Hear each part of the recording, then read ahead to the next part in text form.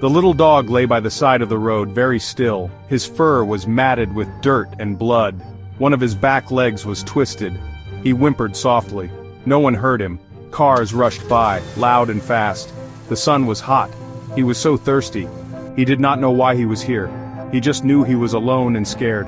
He remembered a car, a door opening, then falling. He hit the hard ground. The car drove away. He did not understand. Why would they leave him? He was a good dog. Now the road was empty. Tall grass swayed in the breeze. Birds sang in the trees nearby, but there was no comfort for him. Only the throbbing in his leg and the ache in his heart. He closed his eyes. Maybe if he slept, the hurt would go away. John drove his truck down the quiet country road. The windows were down. He was a soldier, home on leave, but his mind was not quiet. It was full of noise, full of memories from far away. He liked these empty roads. They helped him think, or sometimes they helped him not think. John saw something up ahead, a small dark shape on the edge of the road, not moving. His soldier senses tingled. He slowed his truck. He pulled over to the side. He turned off the engine. The sudden silence was loud. He opened his door carefully. He stepped out onto the gravel. What was it, an animal maybe? He hoped it wasn't hurt too badly.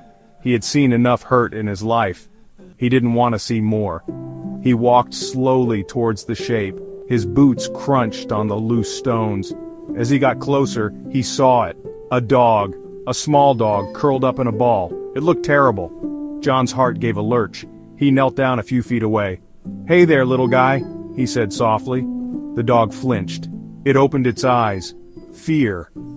That's what he saw. Pure, terrified fear. The dog let out a tiny, weak whimper. It tried to pull itself further away, but it couldn't move much. Its leg was clearly broken. John felt a pang in his chest. This poor creature. John moved with careful precision. He knew any sudden movement could scare the dog more, or worse, cause more pain. He spoke in a low, soothing tone. "Easy now, fella. I'm going to help you." He had an old blanket in his truck. He retrieved it. Gently, ever so gently, he slid the blanket under the small broken body. The dog yelped once, a sharp cry of pain. John's heart ached. I know it hurts," he whispered. He carefully lifted the dog.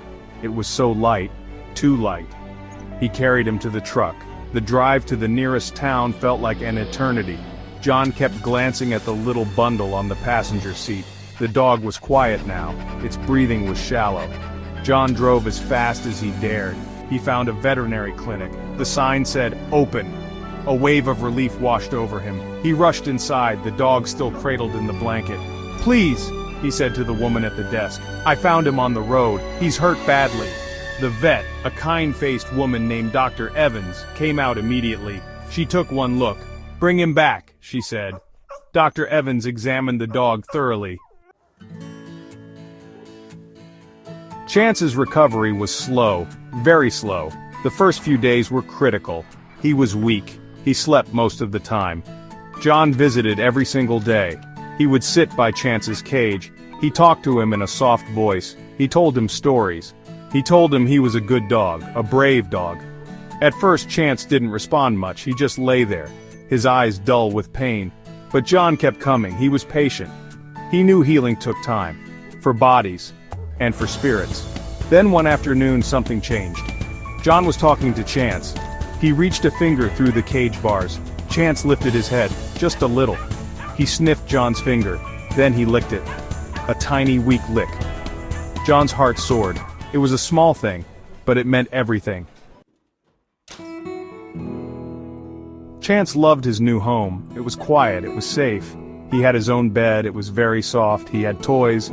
He liked the squeaky ones best, he had regular meals, good food that made him feel strong. John was always there. John was kind. John was his person. Chance followed him everywhere, from room to room. His tail wagged almost all the time now. He still limped a little, but he could run, he could play, he was happy, he was a dog with a purpose. His purpose was to love John. John found that Chance brought a new light into his life. The quiet in his apartment was no longer empty. It was filled with the soft padding of paws, the gentle rhythm of Chance's breathing. Waking up was easier. Chance would greet him with a wagging tail, a happy face. John had a reason to get out of bed, a reason to go for walks in the park.